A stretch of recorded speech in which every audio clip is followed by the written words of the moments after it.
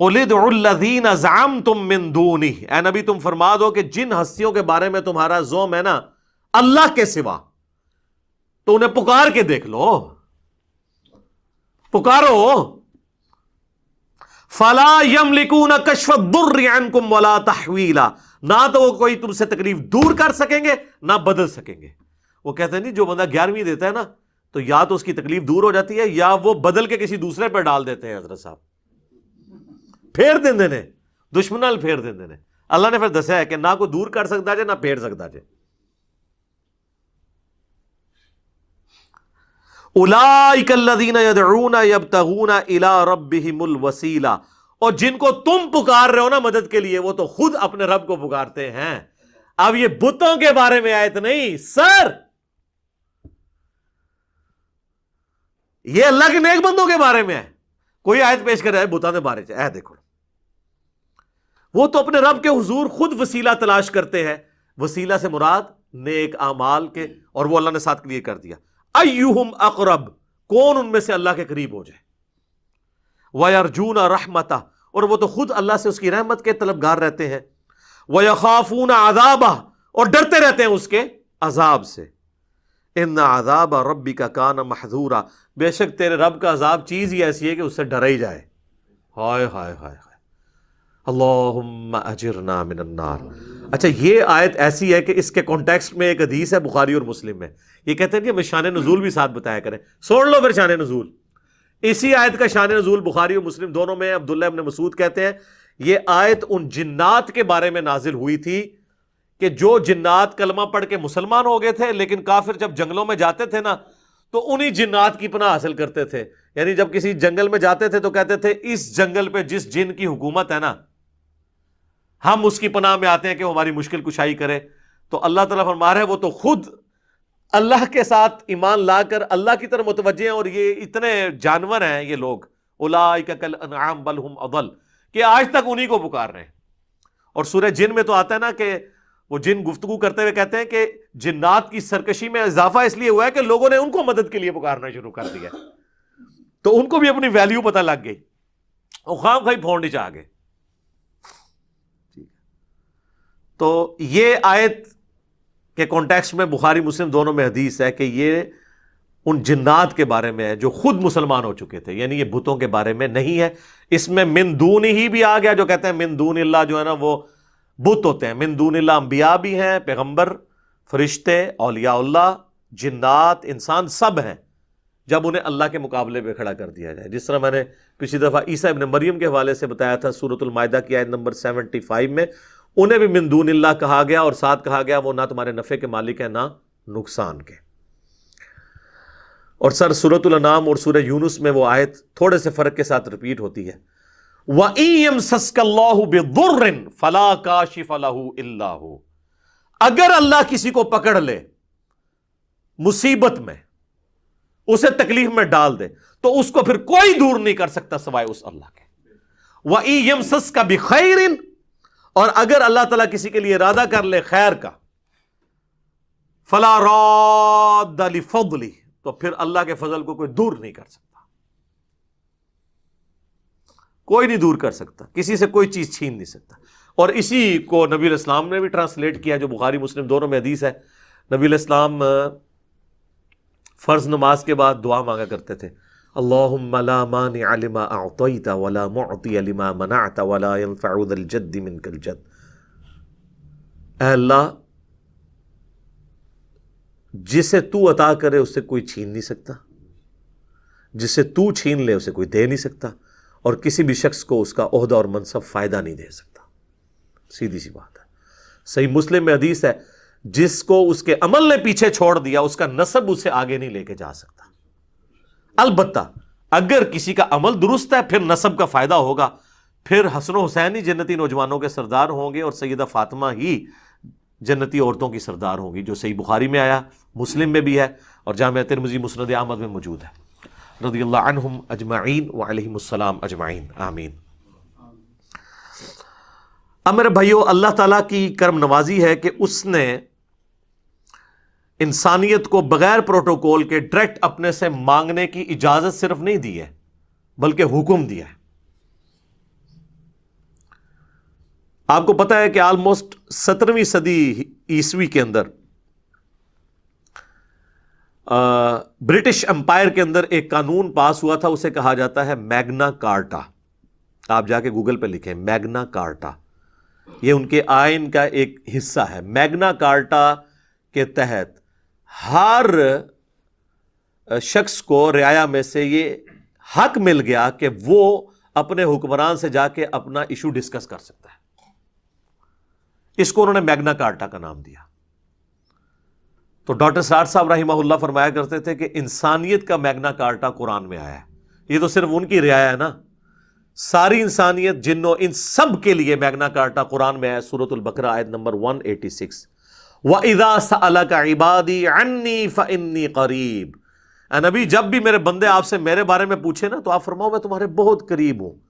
اجیب الدعوۃ الداعی اذا دعان، میں ہر پکارنے والے کی پکار کو سنتا ہوں جب وہ مجھے دعا کے لیے پکارے. لیکن شرط کیا ہے؟ فَلْيَسْتَجِيبُوا لِي وَلْيُؤْمِنُوا بِي لَعَلَّهُمْ يَرْشُدُونَ.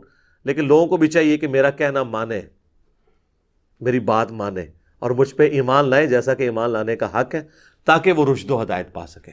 یہ ون وے ٹریفک نہیں ہوگی سر، آپ کو بھی کچھ کرنا ہوگا، پھر رسپانس آئے گا.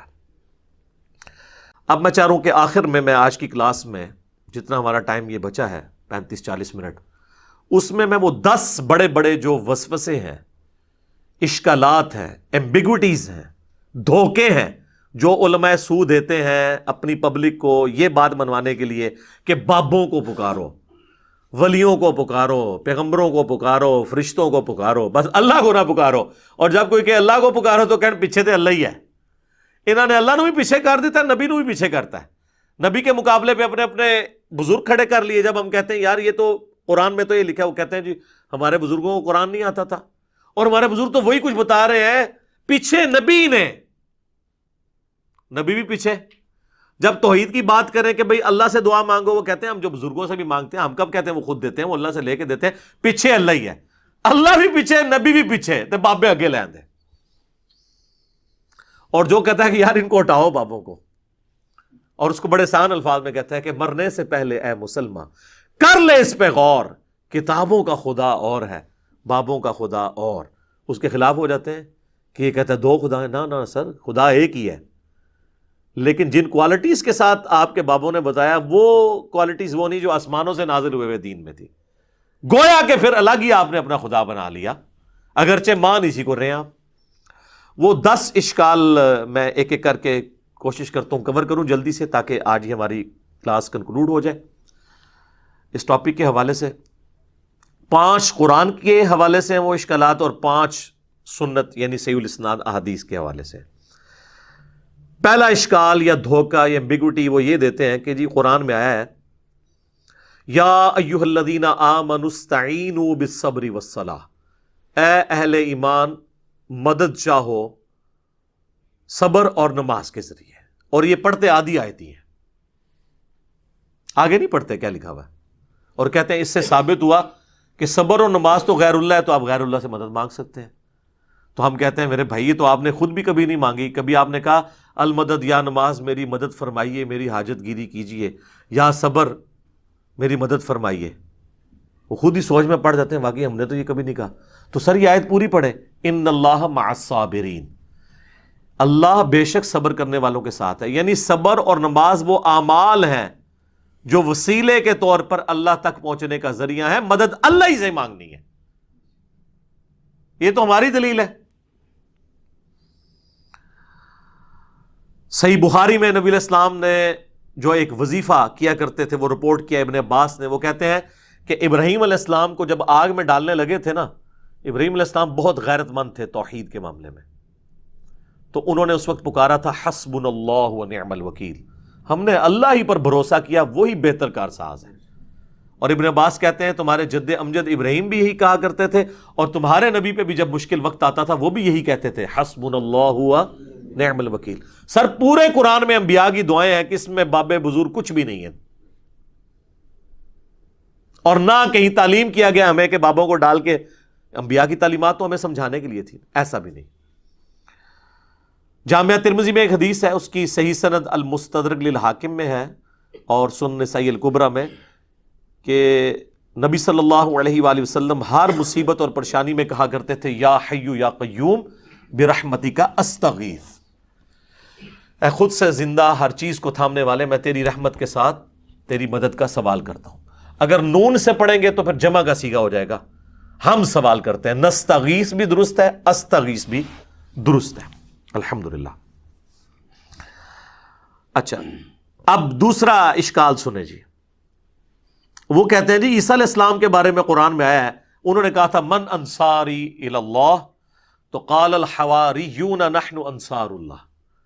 حضرت عیسیٰ نے خود مدد مانگی ہے جی غیر اللہ سے، اپنے ساتھیوں سے، کہ کون اللہ کے لیے میری مدد کرے گا، اور ساتھیوں نے بھی کہا کہ ہم اللہ کے لیے آپ کی مدد کرنے کو تیار ہیں۔ تو اس کا مطلب یہ ہے کہ حضرت عیسیٰ کے صحابہ جو ہیں وہ حضرت عیسیٰ کے مشکل کشا ہوئے نا پھر تو، یعنی حضرت عیسیٰ نہیں مشکل کشا، ان کے ساتھی ان کے مشکل کشا تھے۔ واہ واہ سبحان اللہ۔ اس کا یہ مطلب ہی نہیں ہے، وہ کہہ رہے کون اللہ کے لیے مدد کرے میری دین کے کاموں میں۔ اس میں یہاں کا لکھا ہوا ہے کہ ان کے ساتھی فوت ہو گئے تھے اور وہ قبر پہ جا کے کہتے تھے قبروں سے نکلو اور روحانی طور پر جسد امثالی کے ساتھ آ کر میری مدد کرو۔ یہ بھی ایک نئی ٹرم ہے۔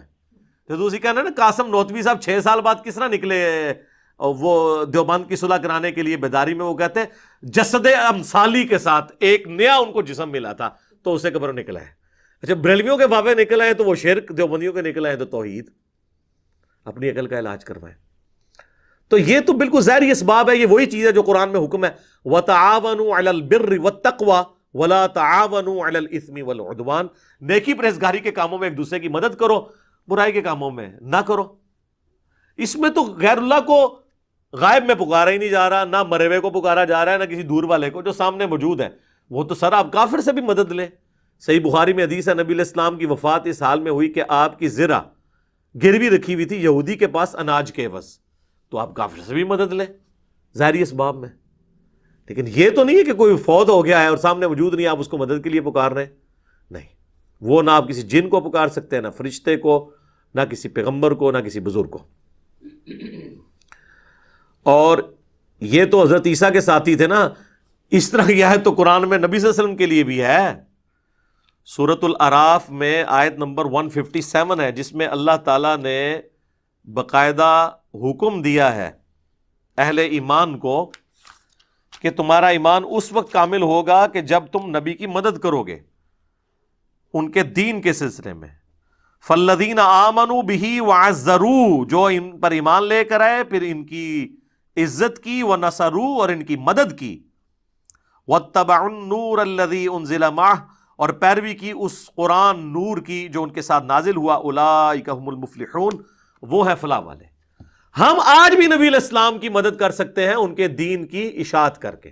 تو اس کا کیا مطلب ہے ہم رسول اللہ کے مشکل کشا ہو گئے؟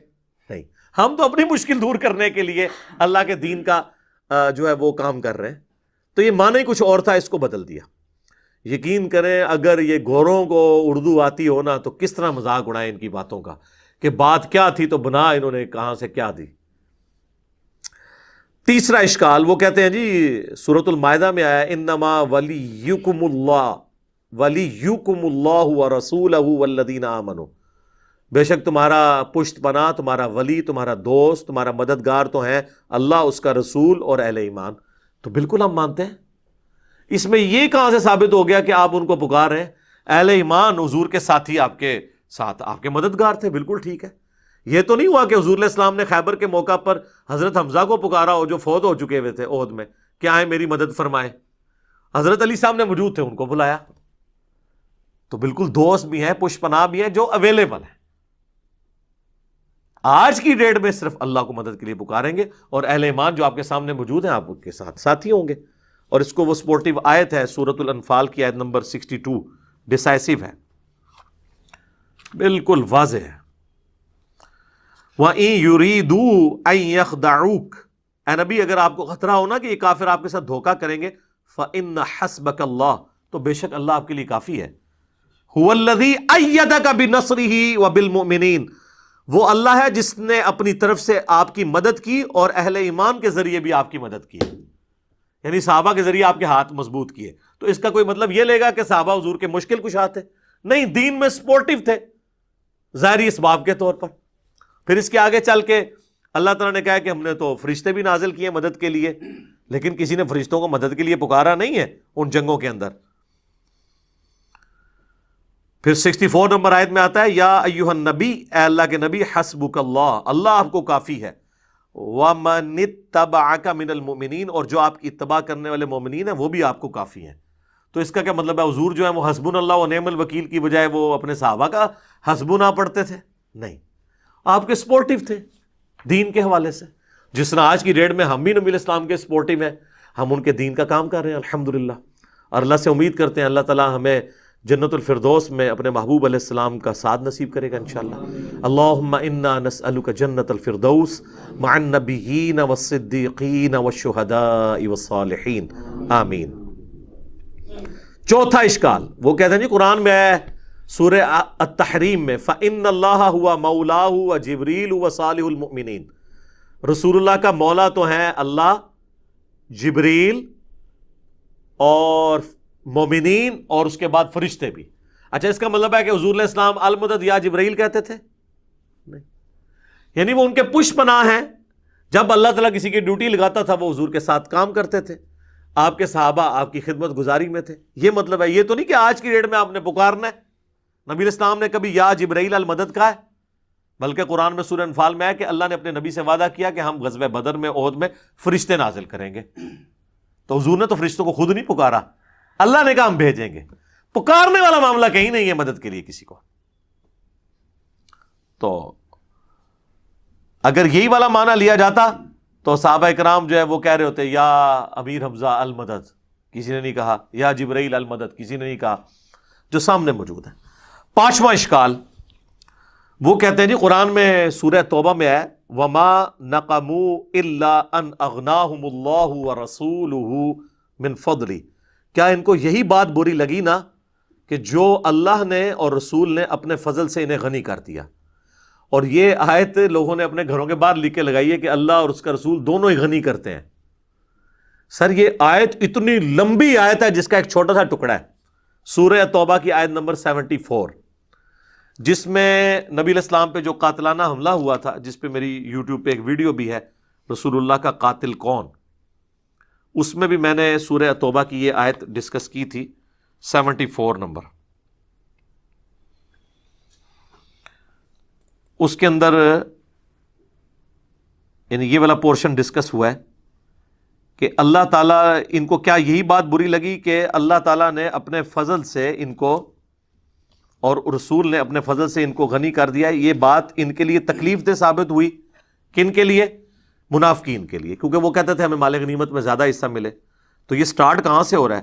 یحلفون باللہ ما قالوا، یہ اللہ کی قسمیں کھاتے ہیں، وَلَقَدْ قَالُوا كَلِمَةَ الْكُفْرِ، حالانکہ وہ کفر کر چکے، وَكَفَرُوا بَعْدَ إِسْلَامِهِمْ، اور کفر اختیار کیا اسلام کے بعد، وَهَمُّوا بِمَا لَمْ يَنَالُوا، اور انہوں نے وہ ارادہ کیا تھا جس میں کامیاب نہیں ہوئے، یعنی حضور کو شہید کرنے کا تبوک سے واپسی پہ۔ پھر ساتھ آیا وَمَا نَقَمُوا إِلَّا أَنْ أَغْنَاهُمُ اللَّهُ وَرَسُولُهُ مِنْ فَضْلِهِ، کیا ان کو یہی برا لگا کہ اللہ اور اس کے رسول نے اپنے فضل سے ان کو غنی کیا؟ یعنی اللہ کے ٹکڑوں پہ یہ پل رہے ہیں، رسول اللہ ان کو مال غنیمت میں حصہ دیتے ہیں، اس کے اگینسٹ انہوں نے یہ کیا کہ یہ نبی علیہ السلام کی جان کے دشمن بن گئے۔ اس سے یہ کہاں سے ثابت ہوا گیا کہ آپ نے اللہ کے رسول کو مدد کے لیے پکارنا ہے؟ یہ چیز ہی کچھ اور تھی اور انہوں نے کچھ اور بنا دی۔ کانٹیکسٹ بالکل واضح ہے، اور اس کو سپورٹیو وہ حدیث جو میں نے پچھلی دفعہ بیان کی تھی بخاری اور مسلم دونوں میں، کہ 70 صحابہ کو جب دھوکے سے شہید کرنے لگے تو انہوں نے کیا کہا؟ اے اللہ ہمارے نبی کو ہمارے حال کی خبر کر دینا، ہم اپنے رب سے مل رہے اس حال میں کہ ہم اپنے رب سے راضی، ہمارا رب ہم سے راضی، ہم حضور کے دین پر ثابت قدم ہیں، اے اللہ ہمارے نبی تک ہماری یہ خبر پہنچا دینا۔ اور بخاری کے الفاظ ہیں حضرت جبرائیل نے آ کے خبر دی، انہوں نے یہ بھی نہیں کہا کہ اے جبرائیل آپ خبر پہنچا دیں، یا رسول اللہ انظر حالنا، انہوں نے نہیں کہا، انہوں نے کہا اے اللہ آپ خبر کر دیں۔ تو اس سے 3 عقیدے میں نے کہا تھا کلیئر ہوئے، علم الغیب، حاضر و ناظر، اور مسئلہ استعانت یعنی غیر اللہ کو پکارنا۔ تینوں مسئلے جو انہوں نے بنائے ہوئے ہیں غلط طریقے سے وہ فارغ ہو گئے اس ایک حدیث سے۔ تو صحابہ تو یہ کرتے تھے، ان کو نہیں پتا تھا یہ قرآن میں آیت ہے وَمَا نَقَمُوا إِلَّا أَنْ أَغْنَاهُمُ اللَّهُ وَرَسُولُهُ مِنْ فَضْلِهِ، وہ یہ مطلب نہیں رہتے تھے۔ لے جی یہ 5 اشکال تو ختم ہوئے جو قرآن سے دیتے تھے، اب 5 احادیث والے بڑے مشہور ہیں، وہ بھی میں کور کر دوں۔ چھٹا اشکال، صحیح بخاری میں حدیث ہے جی میں کان بن جاتا ہوں، میں ہاتھ بن جاتا ہوں، میں پاؤں بن جاتا ہوں. پوری تصوف اس کے اوپر کھڑی ہوئی ہے، اور وہ اس لیے کہ یہ بھی آدھی حدیث پیش کرتے ہیں، پوری تو ان کی موت ہے. یہ صحیح بخاری میں حدیث ہے، نبی علیہ السلام نے فرمایا، حدیث قدسی ہے کہ اللہ تعالیٰ فرماتا ہے جس نے میرے ولی کے ساتھ دشمنی کی میرا اس کے خلاف اعلان جنگ ہے. اب ولی سے آپ کو انڈیا پاکستان کے ولی نہیں، یہ ولی اللہ کی بات ہو رہی ہے، جو اللہ کی عبادت کرتے تھے. جو اپنی عبادت کرواتے ہیں نا وہ اللہ کے ولی نہیں ہے، ان سے اعلان جنگ ہے میرا. صحابہ اہل بیت ان کے پیٹرن پہ چلنے والے وہ امام جنہوں نے ان کی تعلیمات ہم تک پہنچائی، اعلان جنگ ہے. اور میرا بندہ میرا قرب کسی چیز سے حاصل نہیں کر سکتا جو فرائض میں پابندی سے حاصل کرتا ہے. پہلی چیز فرض ہے، پھر نوافل کے ذریعے میرا اتنا قرب حاصل کرتا ہے کہ میں اس کے کان بن جاتا ہوں جس سے وہ سنتا ہے، میں اس کے ہاتھ بن جاتا ہوں جس سے وہ پکڑتا ہے، میں اس کی آنکھیں بن جاتا ہوں جس سے وہ دیکھتا ہے، میں اس کے پاؤں بن جاتا ہوں جس سے وہ چلتا ہے. بس اتنا کر کے وہ کہتے ہیں جس کے ہاتھ اللہ کے ہاتھ بن جائے پھر ایتھوں اوتھے نہیں پہنچن گے، اے ابو کو رزلٹ کر لیندے نے. اور یہ عربی کے محاورے میں بات ہو رہی ہے، یعنی اس کا اوڑھنا بچھونا میں بن جاتا ہوں، یعنی میں اسے اسپیشل پروٹیکشن دے دیتا ہوں. ایک بار جب وہ کوشش کرتا ہے پھر اس کے ہاتھ پاؤں کان آنکھیں میری اطاعت میں ہی اٹھتی ہیں. وہ کہتے ہیں جی یہ تو وہ پہلے ہی کر رہا تھا تبھی اس کو انعام ملا. پھر انعام کیا ہوا؟ پہلے تو اس نے کوشش کی نا، انعام اس کو یہ ملا کہ اللہ اسے استقامت دیتا ہے، جو قرآن میں بھی آیا قل ان صلاتی و نسکی و محیای و مماتی للہ رب العالمین. اے نبی تم فرماؤ بے شک میری نماز، میری قربانی، میرا جینا، میرا مرنا سب اللہ کے لیے. اچھا اس حدیث کا اگلا حصہ نہیں پڑھتے، اگلے الفاظ ہیں کہ جب وہ مجھ سے کوئی دعا کرتا ہے میں دعا قبول کرتا ہوں، اور جب مجھ سے پناہ طلب کرتا ہے اپنے دشمن کے اگینسٹ تو میں اسے پناہ عطا کرتا ہوں. تو میرے بھائی جس کا ہاتھ اللہ خود بن چکا ہے وہ دشمن کی گیچی خود کیوں نہیں مروڑ دیتا؟ اللہ سے کیوں مانگ رہا ہے؟ اس لیے کہ کوئی نہیں ایسے کر سکتا، اللہ ہی سے مانگنا ہے. ورنہ وہ کہتے ہیں ہاتھ بن گیا پاؤں بن گیا تو اب وہ جو مرضی کرے. اور ویسے آپ کو شرم نہیں آتی کہ اللہ کا پاؤں کوئی بنے گا؟ اس کا فزیکل معنی آپ لیں گے کہ اللہ کسی بزرگ کا پاؤں ہے تو پھر آپ پہ 295C لگے گی. آپ اس پیغمبر کی بھی توہین کریں گے اور اللہ کی بھی. تو یہ بات ہو رہی ہے محاورتاً، اور آگے الفاظ حدیث کی اس کی حفاظت کر رہے ہیں. لہٰذا یہاں سے دھوکہ دینا بند کریں. اور اس کو سپورٹیو حدیث ہے بخاری مسلم دونوں میں. اما عائشہ کہتی ہیں جب بادل نظر آتے نا اور آندھی چلتی تو ہم لوگ خوش ہوتے کہ بارش آئے گی، اور حضور صلی اللہ علیہ وسلم کے مبارک چہرے پر پریشانی کے آثار آ جاتے ہیں. تو میں کہتی اللہ کے نبی لوگ تو خوش ہو رہے ہیں بارش آئے گی اور آپ پریشان ہو رہے ہیں. تو آپ فرمایا کرتے اے عائشہ مجھے کیا پتا کہ ان بادلوں سے آگ برسے گی یا بارش کا پانی. تو کسی نے نہیں کہا یا رسول اللہ آپ کو نہیں پتا ہے بارش کا پانی برستا ہے. لیکن حضور کا یقین اللہ پہ دیکھیں. پھر آپ نے سورہ الاحقاف کی وہ آیت تلاوت کی کہ قوم عاد پہ عذاب اسی طریقے سے آیا تھا کہ سخت گرمی کے بعد ایک بادل نمودار ہوا اور وہ ساری قوم اس کے نیچے آ گئی اور کہا کہ ابھی بارش برسے گی، اس میں سے آگ نکلی، سب ہلاک ہوئے. حضور نے سورہ احقاف کی آیت پڑھ کے کہا کہ مجھے بتاؤ عائشہ مجھے کیا پتا کہ اس بادل میں سے عذاب آنے والا ہے یا اللہ کی رحمت. اور پھر حضور علیہ السلام یہ دعا کیا کرتے اے اللہ اسے ہمارے لیے رحمت بنا دے جو بادل آئے ہیں. اگر حضور علیہ السلام اپنے بارے میں کہہ رہے ہیں کہ مجھے نہیں پتا کہ اس میں سے کیا ہونا ہے، تو آپ بابوں کے بارے میں کیا کہہ سکتے ہیں؟ وہ اشارہ کر کے یہ کر دیں گے تو وہ کر دیں گے. حضور علیہ السلام کا ذرا یقین دیکھیں کہ فیصلے اللہ نے کرنا ہے. تو میرا خیال ہے یہ کافی ہے. ہاتھ بن جاتا ہوں پاؤں بن جاتا ہوں، اس کی اگر پریکٹیکل مثال ہوتی تو نبی علیہ السلام کی مبارک ذات ہوتی. البتہ اس میں جہاں معجزات ہیں وہ ہم مانتے ہیں، جو بخاری مسلم میں آپ نے دعا کی بارش نازل ہو گئی، پھر اگلے خطبے میں وہی بندہ کھڑا ہوا پورے ہفتے تک بارش ہوتی رہی، اس نے کہا یا رسول اللہ ہمارے تو گھاٹ ٹپک رہے ہیں، تو آپ نے مبارک انگلی سے اشارہ کیا، اللہ تعالیٰ نے آپ کی دعا قبول کی، وہ معاملہ الگ ہے. یہ تو رپورٹ ہوئی ہیں چیزیں. آپ جو بابوں کے بارے میں سٹوریاں بتا رہے ہیں وہ کوئی رپورٹ نہیں ہوئی ہیں، سب جعلی ہیں. اور اگر آپ کہتے ہیں اصلی ہے تو کر کے بتاتے سر. اے کوڑا تھا اے میدان. ایک نگاہ مار کے یوٹیوب سے نبی علیہ السلام سے متعلق گستاخانہ ویڈیو ڈیلیٹ کرا دیں. تہاڈی بزرگی کس دہڑے کام آونی ہے؟ کس دن کام آئے گی آپ کی بزرگی؟ آئے نا. ہمیں تو آپ کہتے ہیں امت مر جائے اگر حضور کے گستاخانہ خاکے مان رہے ہیں. امت تو بعد مرے، پہلے وہ بابے کیوں نہیں مر جاندے جنہوں دی ڈیوٹیاں نے؟ ان کے پاس تو اختیار بھی ہے اور وہ امتی نہیں ہے. انہیں اپنے نبی کا درد نہیں ہے؟ ان کو تو ہم سے زیادہ ہونا چاہیے نا. تو آپ یہ بھی کہا کریں وہ سارے بابے بھی مر جان جنہاں کو اختیار ہے نگاہ مار کے ڈیلیٹ کرنے دا، وہ نہیں کروا رہے. علمی طور تے ویسے مر گئے نے ہن، تو دوسرے طریقے نال بھی مارنا ہے تو اس طریقے نال مارو، ساڑی جان چھڈو. اچھا جی، 7واں اشکال وہ کہتے ہیں نہیں، مسلم شریف میں حدیث ہے حضور نے ایک صحابی سے کہا کہ مانگ کیا مانگتا ہے؟ حضرت ربیعہ سے جو وضو کروایا کرتے تھے، سل ربیعہ. تو انہوں نے کہا جنت میں آپ کا پڑوس مانگتا ہوں. تو دیکھیں حضور نے جنت عطا فرما دی. سر یہ حدیث پوری تو پڑھے، اس کے آگے الفاظ ہیں، نبی علیہ السلام فرمایا اس کے علاوہ بھی کچھ مانگنا ہے تو مانگ لو. کہا نہیں یا رسول اللہ آپ کا پڑوس ہی چاہیے. تو آپ نے فرمایا کثرت سجود سے میری مدد کر. اب اس کو آپ نے وہ نہیں لینا کہ حضور کا مشکل کشا وہ بن گیا تھا، آپ تو ہر جگہ مدد دیکھ کے تو مشکل کشا بنا دیتے ہیں. کثرت سجود سے میری مدد کر، یعنی تم زیادہ عبادت کرو، میری مدد کرو کہ میں اللہ کو سفارش ڈال سکوں کہ یہ نیک بندہ اس کو میرے ساتھ کر دے. بالکل واضح. بس سل ربیعہ سل ربیعہ سل ربیعہ، جنت مانگ لی جنت مانگ لی. اگے بھی ٹورو نا کہ ملی جنت. ٹھیک ہے، تو جنت تو انشاءاللہ آپ کو بھی مل جائے گی. صحیح مسلم میں حدیث ہے جو اذان کا جواب دے اس کے بعد دروشی پڑھے اور الوسیلہ والی دعا مانگے، میری شفاعت اس کے لیے حلال ہو جائے گی. اللہم صلی علی محمد وعلی آل محمد. تو یہ تعلیم آپ کی دیکھیں کیا ہے. صحیح مسلم میں حدیث ہے، نبی علیہ السلام فرمایا اے ابو ہریرہ جو چیز تمہیں نفع دے اس کے لیے پوری کوشش کرو، اور دیکھنا کاہلی نہ کرنا، سستی نہ کرنا، اور اللہ سے مدد مانگ کے چلنا. پھر بھی رزلٹ تمہارے خلاف آئے تو کبھی نہ کہنا کہ اگر میں یہ کر لیتا تو یہ ہو جاتا، اگر میں وہ کر لیتا تو وہ ہو جاتا. یہ اگر مگر شیطان کا دروازہ کھول دیتے ہیں. یہ صحیح مسلم میں تقدیر والے چیپٹر کی آخری حدیث ہے، کتاب القدر چیپٹر کی. امام مسلم نے اس کے اوپر کنکلوڈ کیا ہے کہ تقدیر پہ کوئی تکیہ کر کے یہ نہیں ہے کہ کوشش چھوڑ دے، سستی نہ کرنا، کاہلی نہ کرنا. یہ نہیں ہے کہ خالی پیپر دیا اس پہ دروشی پڑھ کے پھونکا ہو، اس سے نہیں کو پاس ہوگا. کوشش کرو، اس کے بعد بے شک جو مرضی پڑھ کے پھونکتے رہو. سستی اور کاہلی نہ کرنا، پھر اللہ سے مدد مانگنا. تو نبی علیہ السلام تو کہتے ہیں مدد اللہ سے مانگنا. اور وہ ڈیسائسو حدیث ہے جو جامع ترمذی میں ہے، مشکات میں موجود ہے. نبی علیہ السلام نے، ابن عباس کہتے ہیں مجھے سواری کے پیچھے سوار کیا اور مجھے کہا ہے بیٹے اللہ اکبر، اللہ کے حقوق کی حفاظت کر، اللہ تیری حفاظت کرے گا. ذرا الفاظ غور سے سنیں. اللہ کے حقوق کی حفاظت کر، اللہ تیری حفاظت کرے گا.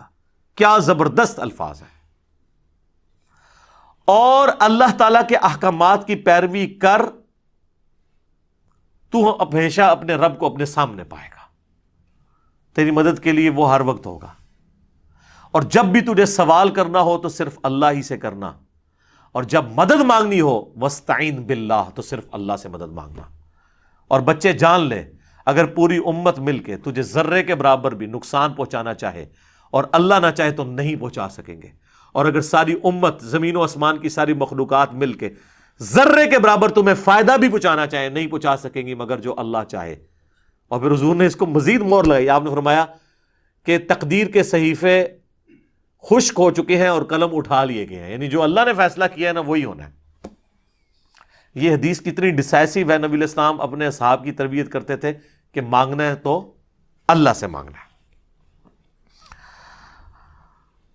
اچھا جی، 8واں اشکال وہ کہتے ہیں جی ایک صحابی کی پنڈلی ٹوٹ گئی. صحیح بخاری میں آتا ہے حضور کے پاس پنڈلی لے کے آ گیا، حضور نے جوڑ دی، ہاتھ پھیرا. بخاری مسلم میں اشوب چشم مولا علی کو ہوا، حضور نے تھوک مبارک لگائی، ٹھیک ہو گیا. بخاری مسلم میں آتا ہے بارش نہیں ہو رہی تھی، حضور نے دعا کی، بارش شروع ہو گئی. جتنے یعنی حضور کے معجزات ہیں نا اس سے وہ کہتے ہیں آپ حضور سے مدد مانگنی ہے.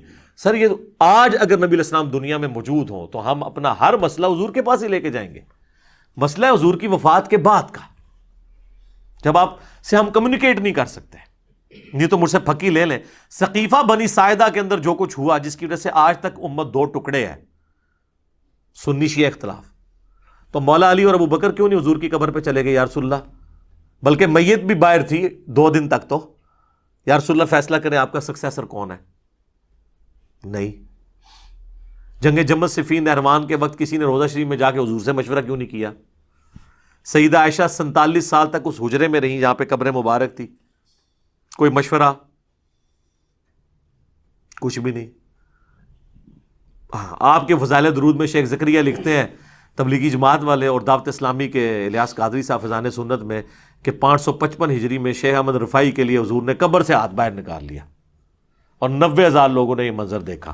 اس زمانے میں جب جو ہے مسجد نبوی میں 90,000 کا مجمع بھی نہیں تھا آتا. کہانی.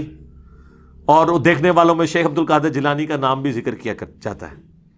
اور عبد القادر جیلانی بیچارے دیکھتے ہی رہے, انہوں نے چومے ہاتھ, اور انہوں نے مرید نے چوم لیا شیخ احمد رفاعی نے. سب کہانیاں جوڑی ہوئی ہیں, جوڑتے رہے.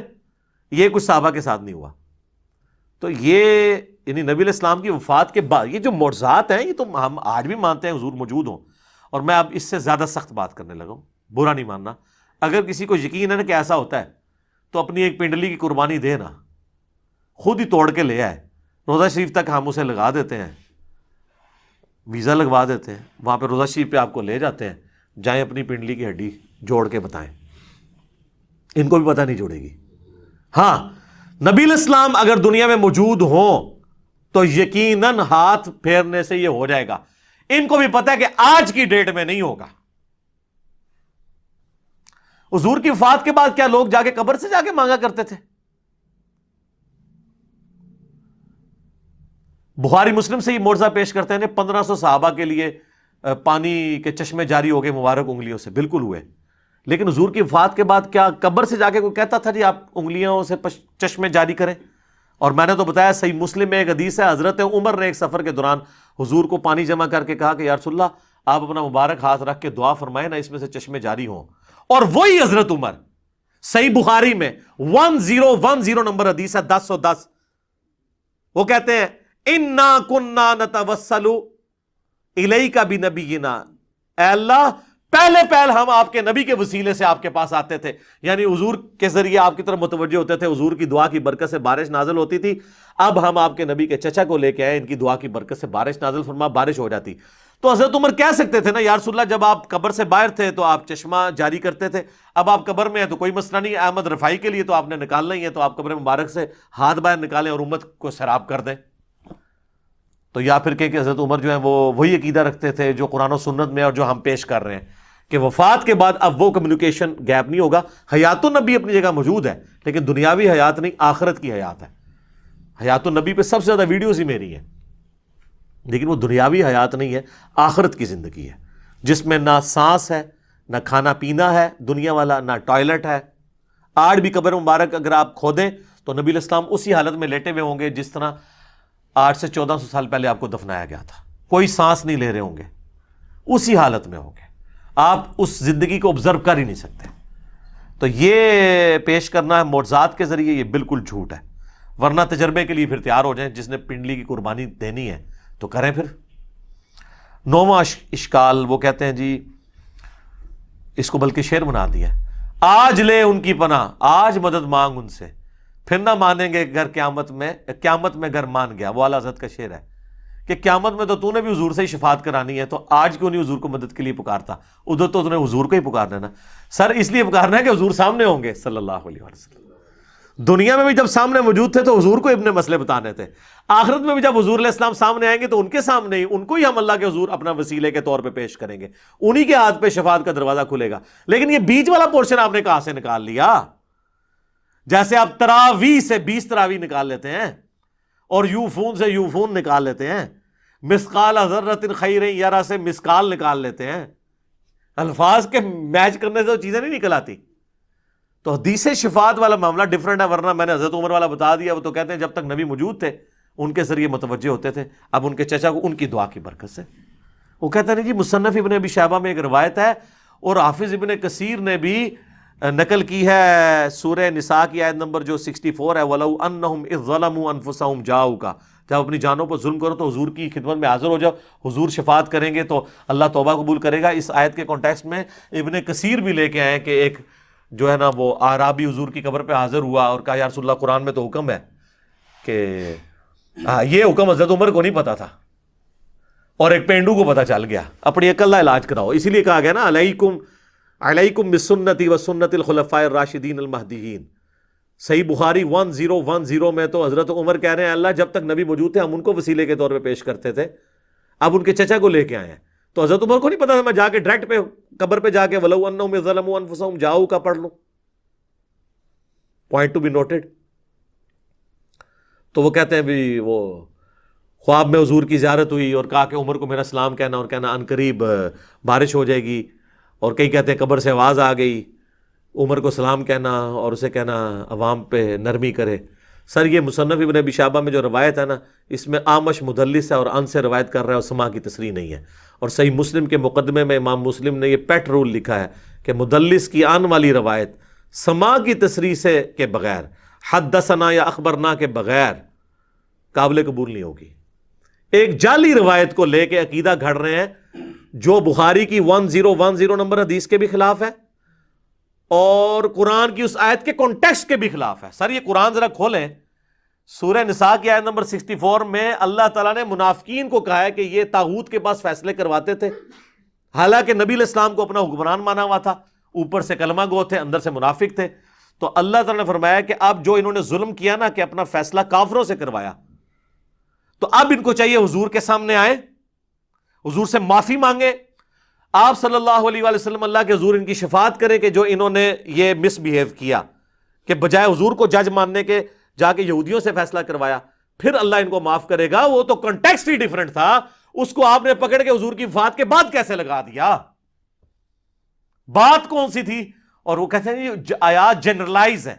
اچھا جی جنرلائز ہیں تو وَلَوْ أَنَّهُمْ إِذْ ظَلَمُوا أَنفُسَهُمْ جَاءُوكَ, اس کے تحت سقیفہ بنی ساعدہ پھر کیوں ہوا, جنگ جمل صفین نہروان کیوں ہوئی, صحابہ کیوں نہیں قبر رسول سے جا کے فیصلہ کرواتے رہے؟ اس وقت تو قبر میں بھی نہیں نبی علیہ السلام گئے تھے, 2 دن تک تو میت مبارک باہر تھی, جنازہ جاری تھا, کسی کو وسوسہ بھی نہیں آیا کہ حضور سے ہی جا کے پوچھ لیں, کیونکہ اس زمانے میں عقیدے نہیں ہوا کرتے تھے. یہ آج کے جھگڑے ہیں جی, عطائی ذاتی, مستقل بالذات, غیر مستقل بالذات, پتہ نہیں کیا کیا کہانیاں بنائی ہوئی ہیں. اور جناب صحیح مسلم میں حدیث ہے, ایک صحابی نے حضور کے سامنے خطبہ دیتے ہوئے کہا میں یطیع الرسول میں یطیع اللہ ورسولہ فقد رشد, جو اللہ رسول کی اطاعت کرے وہ کامیاب ہوا, ومن یعصہما, اور جس نے ان دونوں کی نافرمانی کی فقد غوا, وہ گمراہ ہو گیا. آپ نے فرمایا بئس الخطیب انت, کتنا برا خطیب ہے تو نے یہ کیوں کہا ان دونوں کی, حالانکہ جملہ کانٹیکسٹ کے ساتھ درست تھا کہ جو اللہ رسول کی اطاعت کرے وہ کامیاب ہوا, جو ان دونوں کی نافرمانی کرے وہ ناکام ہوا. لیکن حضور نے فرمایا دونوں نہیں کہنا, اللہ ایک ہے. تمہیں کہنا چاہیے وَمَن يَعْصِ اللَّهَ وَرَسُولَهُ فَقَدْ غَوَىٰ. اس نے نہیں آگے سے کہا کہ ہک ہے, جڑا ہک کی ڈھوں آکھے وہ کافر و مشرک ہے. وہی مواحد ہے جڑا ہک کی ڈھوں آکھے. اور ابو داؤد میں آگے الفاظ ہیں, آپ نے فرمایا قم اذهب, اٹھ نکل ادھر سے, تو نے مجھے اللہ کے ساتھ شامل کر دیا. اور مسند احمد میں اور امام بخاری کی کتاب الادب المفرد میں ایک صحابی نے کہہ دیا یا رسول اللہ ما شاء اللہ وشئت, اے اللہ کے رسول جو اللہ چاہے اور جو آپ چاہیں. آپ نے فرمایا اجعلتنی للہ عدلا, اجعلتنی للہ ندا, کیا تو نے مجھے اللہ کے مقابلے پر کھڑا کر دیا؟ قل بل ما شاء اللہ وحدہ, بلکہ کہہ جو اکیلا اللہ چاہے.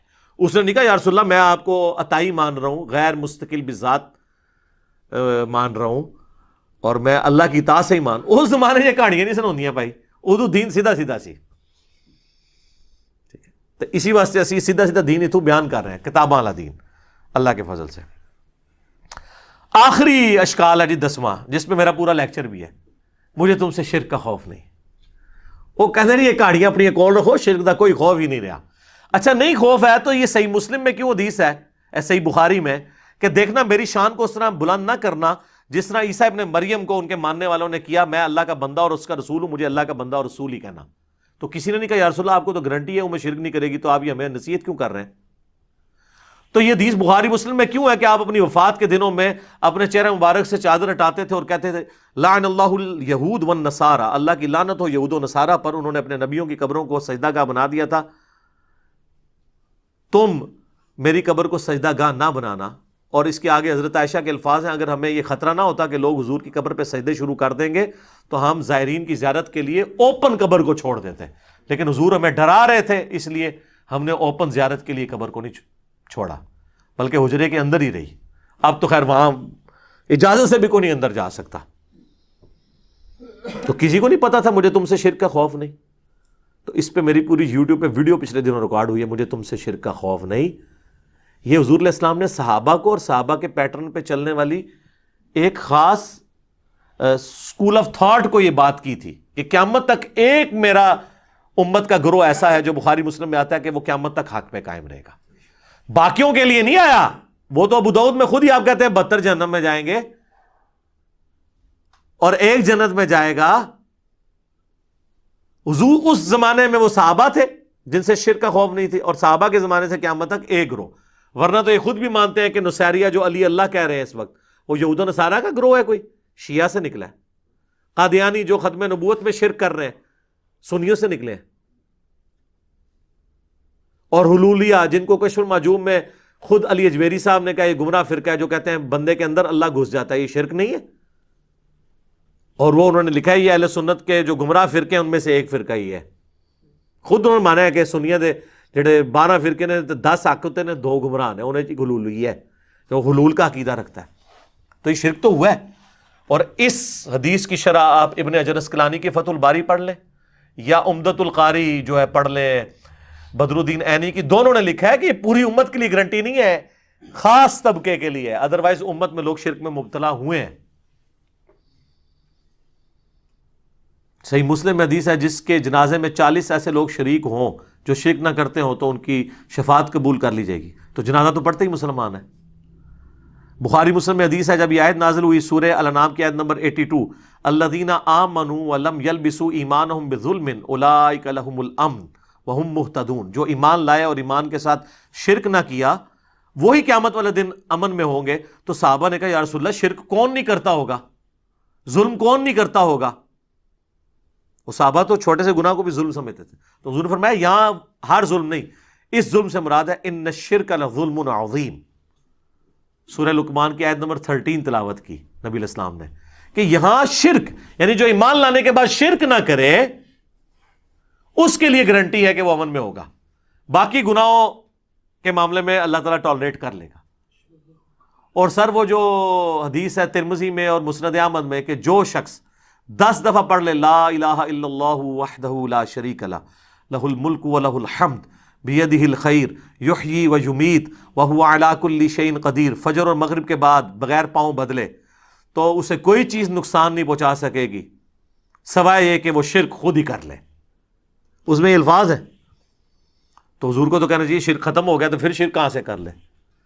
تو اس کا مطلب یہ ہے کہ لا الہ الا اللہ پڑھ کے بھی اگر کوئی شرک کر رہا ہے نا تو بے شک وہ نماز کے بعد لا الہ الا اللہ پڑھتا رہے یا موت کے وقت لا الہ الا اللہ پڑھتا رہے کوئی فرق نہیں پڑنا اگر ساتھ وہ شرک کر رہا ہے. جو سورہ یوسف میں آیا کہ اکثریت لوگوں کی اللہ پر اس حال میں ایمان لاتی ہے کہ وہ شرک بھی کر رہی ہوتی ہے ساتھ. چلو مسلمان تو برا مانیں گے، غیر مسلم اللہ کو مان بھی رہے ہیں اور شرک بھی کر رہے ہیں ساتھ. کرسچن اللہ کو مان رہے ہیں، ہندو اللہ کو مان رہے ہیں، ساتھ شرک بھی کر رہے ہیں. تو یہ ایک پورا ڈیٹیل ٹاپک تھا، اس کے اوپر میں نے الگ سے ویڈیو ریکارڈ کروا دی ہے. 5 لیکچرز میں اینڈ پہ بتا دیتا ہوں چونکہ میں سب کچھ کور نہیں کر سکتا. نمبر 1 مجھے تم سے شرک کا خوف نہیں، رومن میں لکھیں. نمبر 2 وسیلے کے ذریعے دھوکا، وسیلے کو ہم مانتے ہیں لیکن وسیلہ استعانت کو ثابت نہیں کرتا.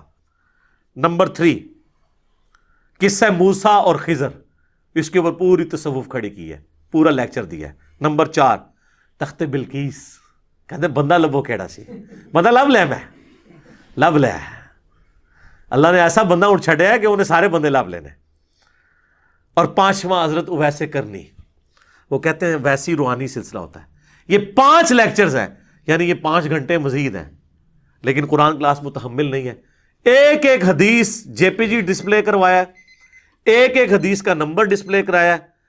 یہ 5 لیکچر آپ دیکھیں تو اسی کے ساتھ ریلیٹڈ ہیں. وہ انشاءاللہ تعالیٰ آپ کو ساری کی ساری گیم سمجھ آ جائے گی. آخر میں حدیث بیان کرتا ہوں، بخاری مسلم دونوں میں حدیث ہے، تم بھی اگلے لوگوں کے راستے پہ چل پڑو گے قدم بقدم بالشت بر بالشت، حتیٰ کہ ان میں سے کوئی گوہ کے سوراخ میں داخل ہوا تو تم بھی وہی کام کرو گے. صحابہ نے کہا یہ اگلے لوگوں سے مراد کیا یہود و نصارہ ہیں؟ آپ نے فرمایا اگر وہ مراد نہیں تو اور کون مراد ہے؟ تو ڈاکٹر اشرف آصف جلالی صاحب نے کہا کہ یہاں یہود و نصارہ کا فیشن مراد ہے، شرکی عقائد مراد نہیں ہے. ہم نے کہا نا، اس حدیث کا بھی شان نزول شاد ارشاد موجود ہے جامعہ ترمذی میں اور مشکات میں بھی موجود ہے کہ صحابہ کہہ رہے ہیں کہ ہم غزوہ حنین کے موقع پر ایک درخت کے پاس سے گزرے جسے ذات انوات کہا جاتا تھا، اور مشرکین عرب جنگ کے لیے اپنا اسلحہ اس پہ پہلے لٹکاتے تھے تاکہ اس سے برکت حاصل کریں. ان کا عقیدہ تھا اس سے ہم جنگ جیت جائیں گے. تو صحابہ نے جب دیکھا تو کہا یا رسول اللہ آپ بھی ہمارے لیے کوئی اس طرح کا ایک درخت مقرر کر دیں. ہائے ہائے. آپ نے کہا سبحان اللہ، آج تو تم نے وہی بات کر دی جو موسیٰ کے ماننے والوں نے کی تھی. پھر نبی علیہ السلام نے سورۃ الاعراف کی آیت تلاوت کی کہ موسیٰ کے ساتھی جب ایک جگہ سے گزرے جہاں پہ کچھ لوگ بتوں پر دھیان کیے ہوئے اعتکاف بیٹھے تھے، تو کہا ہمارے لیے بھی اللہ کا کوئی بت بنا دے. حضور نے کہا تم مجھ سے اللہ کا بت مانگ رہے ہو؟ کسی نے نہیں کہا یا رسول اللہ ہم نے اللہ کا بت کہا، ہم تو فیض کے لیے ایک درخت مانگ رہے ہیں. تو اسی قبروں پہ چٹ دے ہو. حضور نے درخت نہیں چٹن دیتا اور کہا کہ اے بھی اللہ کا بت بنان لگے ہو تسی. تو آپ فرمایا تم نے موسیٰ کے ماننے والی بات کر دی. پھر آپ فرمایا اللہ کی قسم تم بھی اگلے لوگوں کے پیچھے چل پڑو گے، یعنی جو جو شرکیہ کام انہوں نے کیے تم بھی کرو گے، یعنی اس امت میں بھی یہ کام آئیں گے. تو یہ حدیث بخاری مسلم کی وہ شرح بیان کر رہی ہے کہ یہاں مراد فیشن نہیں ہے بلکہ شرکیہ عقائد ہیں جن سے اللہ تعالی ہمیں محفوظ رکھے.